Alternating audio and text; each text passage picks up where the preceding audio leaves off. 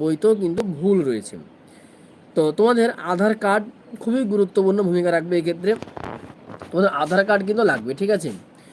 এই তোমাদের রেজিস্ট্রেশন করতে গেলে আধার কার্ডটা লাগবে। এবং তোমার আধার কার্ড যদি কোনো ভুল থেকে থাকে, তোমাদেরকে বলবো সে আধার কার্ডটি অতি সত্বর আপডেট করে নাও, নাম্বার অ্যাড করে নিয়ে আধার কার্ডটা ঠিক করে নেওয়ার চেষ্টা করো। এরপর তোমাদের আর কি লাগবে, আধার কার্ডের পাশাপাশি তোমাদের স্কুলে ভর্তি হয়েছে ক্লাস 11-এ, সেই ভর্তির সময় তোমাদের একটা ছোট্ট রেক্ট্যাঙ্গেল টাইপের একটা ডকুমেন্টস দিয়েছে যে তোমরা ভর্তি হয়েছে কোন কোন সাবজেক্ট নিয়ে, ঠিক আছে। সেই রকম একটা ডকুমেন্টস তোমাদের সাথে দিতে হবে, ঠিক আছে। এছাড়াও আরও একটা জিনিস লাগবে, সেটা হচ্ছে আইডি। বাংলা শিক্ষার পোর্টালে তোমাদের একটা আইডি রয়েছে, স্টুডেন্ট আইডি। তো সেই আইডিটা তোমরা কী করে সংগ্রহ করতে পারবে, তাহলে কিন্তু তোমাদের রেজিস্ট্রেশনটা সম্পূর্ণ হবে না। ভালো করে বুঝবে, তোমাদের যে প্রত্যেকেরই একটি করে স্কুলে নিজস্ব স্টুডেন্ট আইডি রয়েছে, সে আইডিটা যদি না থাকে বা না পাও, যদি রেজিস্ট্রেশন করার সময় না দাও, তাহলে কিন্তু তোমার সেই রেজিস্ট্রেশনটা ক্যান্সেল হয়ে যাবে। সেই জন্য তোমাদেরকে বলবো আগে থেকে চুপিসারে সবাইকে জানাতে হবে অবশ্যই, কিন্তু তোমার কাজটা আগে গিয়ে করে নাও। যেহেতু রেজিস্ট্রেশন প্রক্রিয়াটা শুরু হতে এখনও বেশ কিছুদিন বাকি রয়েছে, তোমাদেরকে বলবো স্কুলে গিয়ে তোমাদের শিক্ষার যে আইডি রয়েছে, স্টুডেন্ট আইডি রয়েছে, একে একে গিয়ে শিক্ষক মহাশয়কে বলে স্টুডেন্ট আইডি কার্ডটা নিয়ে নাও, না হলে অন্তত নাম্বারটা নিয়ে নাও। কেননা সেই স্টুডেন্ট আইডি কার্ডের জেরক্সটা কিন্তু তোমাদেরকে দিতে হবে। আইডিটা যদি না দেওয়া হয় তখন কিন্তু রেজিস্ট্রেশনের ক্ষেত্রে অনেক সমস্যা দেখা দেবে।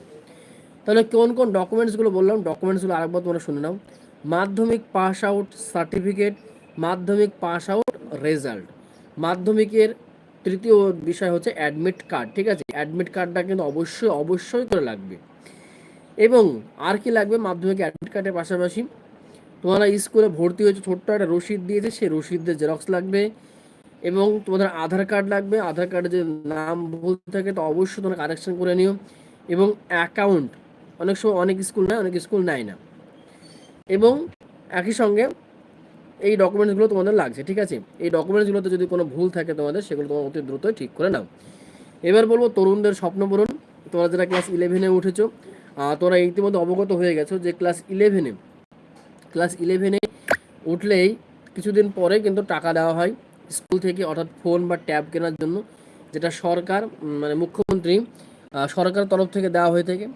তো এই বছরও তার ব্যতিক্রম নয়, এই বছরও কিন্তু তোমরা সরকারের তরফ থেকে একটা হিউজ সংখ্যক টাকা পেতে চলেছো, 10,000 টাকা ফোন কেনার জন্য, ঠিক আছে। এই টাকাটা দিয়ে তোমরা তোমাদের ট্যাব বা ফোন ইচ্ছা মতো কিনে নিতে পারবে। তো এই ট্যাবের টাকাটা তোমরা কবে নাগাদ পাবে, ঠিক আছে। এই ট্যাবের টাকাটা তোমরা কবে নাগাদ পেতে চলেছো, এইটা নিশ্চয়ই জানতে আগ্রহী রয়েছো তোমরা। যদি জানার প্রতি আগ্রহ থাকে তোমাদের অবশ্যই বলবো একটা লাইক দিয়ে দাও, চ্যানেলে নতুন হলে অবশ্যই সাবস্ক্রাইব করে দিও। তো চলো বলি, তোমাদের ডকুমেন্টস তো লাগবেই, তার পাশাপাশি বলি যে কবে তোমরা টাকাটা পেতে চলেছো। সামনে ঈদ রয়েছে, ঈদ কিছুদিন পরে রয়েছে, এর মধ্যে কোনোভাবেই সম্ভব নয়। তোমাদের রেজিস্ট্রেশন প্রসেসটা সম্পূর্ণ হবার পর, ভালো করে বুঝবে, রেজিস্ট্রেশন প্রসেস সম্পূর্ণ হয়ে যাবার পরে কিন্তু তোমাদের ট্যাবের টাকাটা দেওয়া হবে। তা না হলে অনেকে ইউটিউবে সোশ্যাল মিডিয়ায় দেখছি যে অনেকেই বলছে রেজিস্ট্রেশনের আগেই নাকি টাকা দেওয়া হবে, না, এইটা কখনোই নয়। রেজিস্ট্রেশন, আফটার রেজিস্ট্রেশন, ক্লাস 11-এর রেজিস্ট্রেশন হবে, তারপরে তোমার কাছ থেকে স্কুল কর্তৃপক্ষ চাইবে যে টাকা দেওয়া হবে, ট্যাবের টাকা। সেই টাকাটা পেতে হলে কোন কোন ডকুমেন্টস লাগবে, সেই ডকুমেন্টসগুলো তারা তোমাদের কাছ থেকে চাইবে।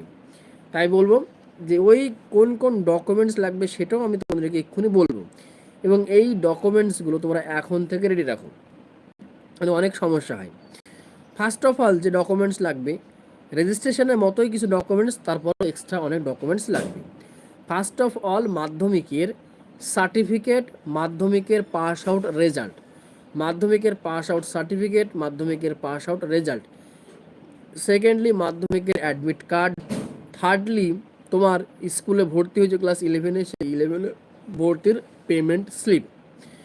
একই সঙ্গে তোমার আধার কার্ডটা লাগবে, খুবই গুরুত্বপূর্ণ। আধার কার্ডটা যদি ভুল থেকে থাকে তোমাদেরকে বলছি আধার কার্ডটা তোমরা এখনই ঠিক করে নাও, ঠিক আছে।